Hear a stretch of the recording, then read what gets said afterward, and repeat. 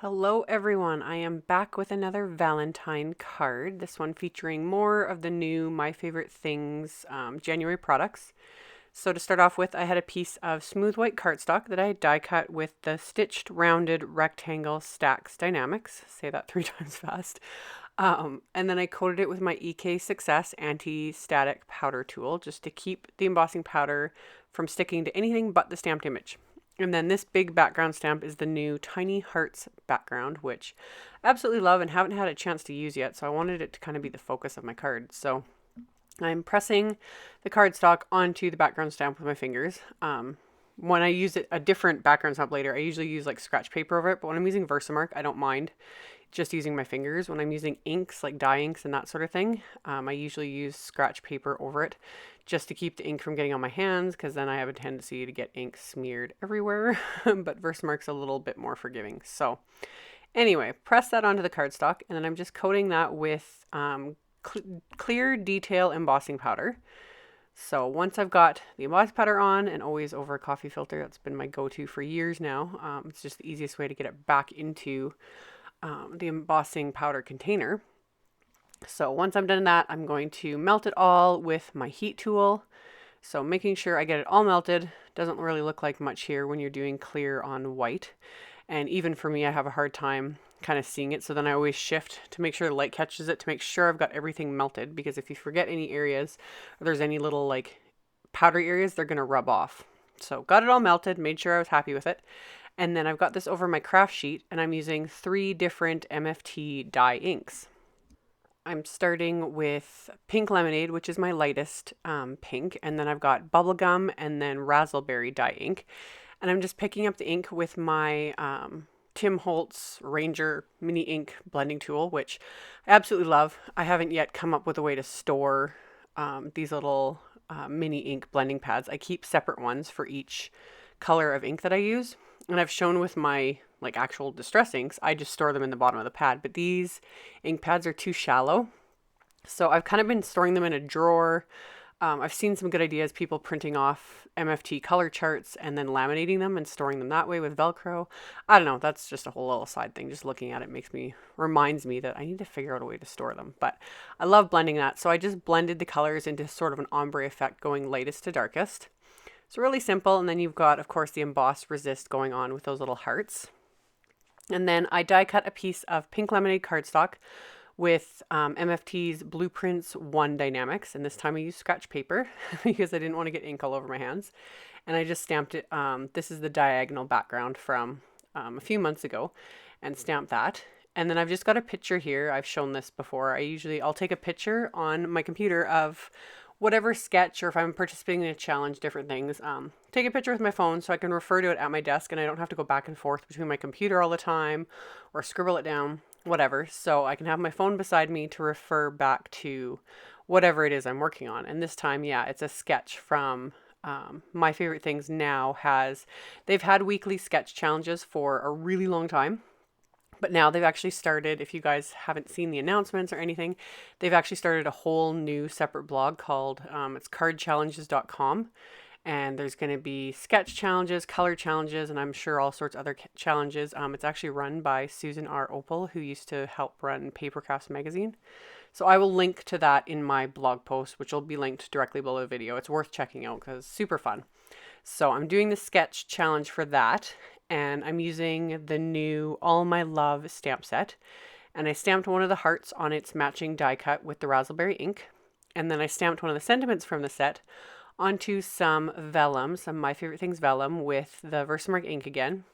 And this time embossed it with some detail white embossing powder. And as I was like laying everything out, I was thinking how I was going to notch the ends to like really match the sketch, because the little sort of sentiment area had little like flag ends on it.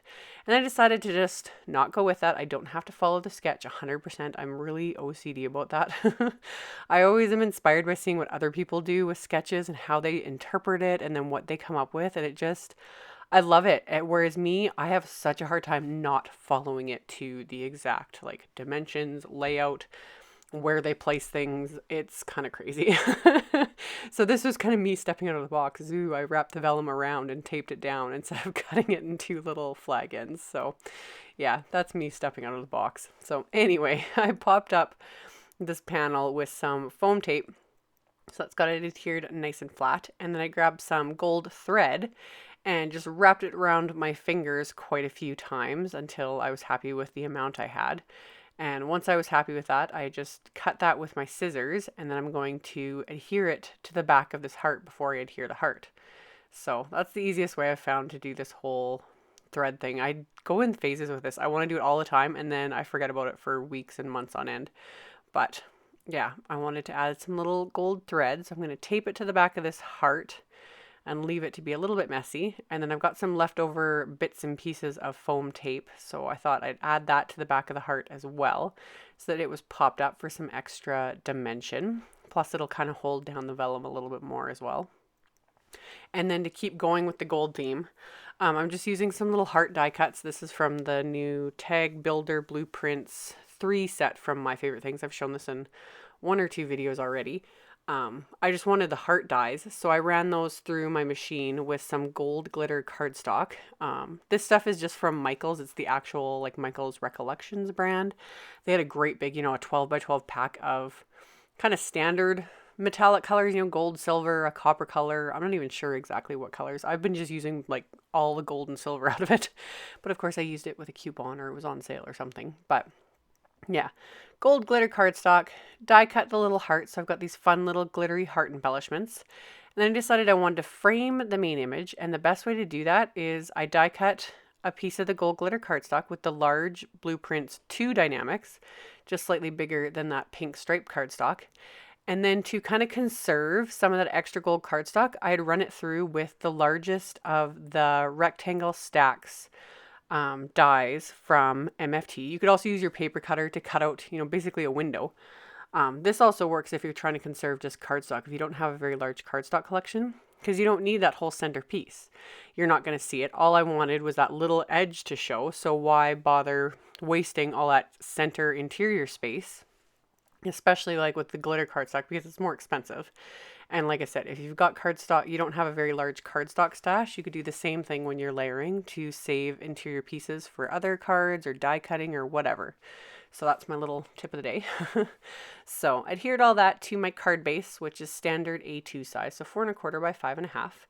And then I just grabbed a sentiment from the All My Love set, and I'm inking it up with steel gray hybrid ink from MFT. Usually I would use black licorice, but I thought since I'm doing this whole card in like pinks and golds, the gray would just be a little less harsh than the black. It doesn't make a huge difference, but it helps. And I chose hybrid ink on purpose because I knew I was going to stamp these hearts like over parts of the sentiment.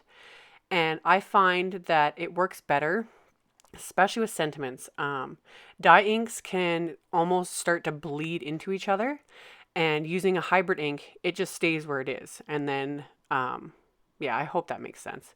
I've just noticed it with other projects and that, like if I had stamped the sentiment with a dye ink and then stamped that heart over it, the letters of the love would start to bleed into it and it would look weird.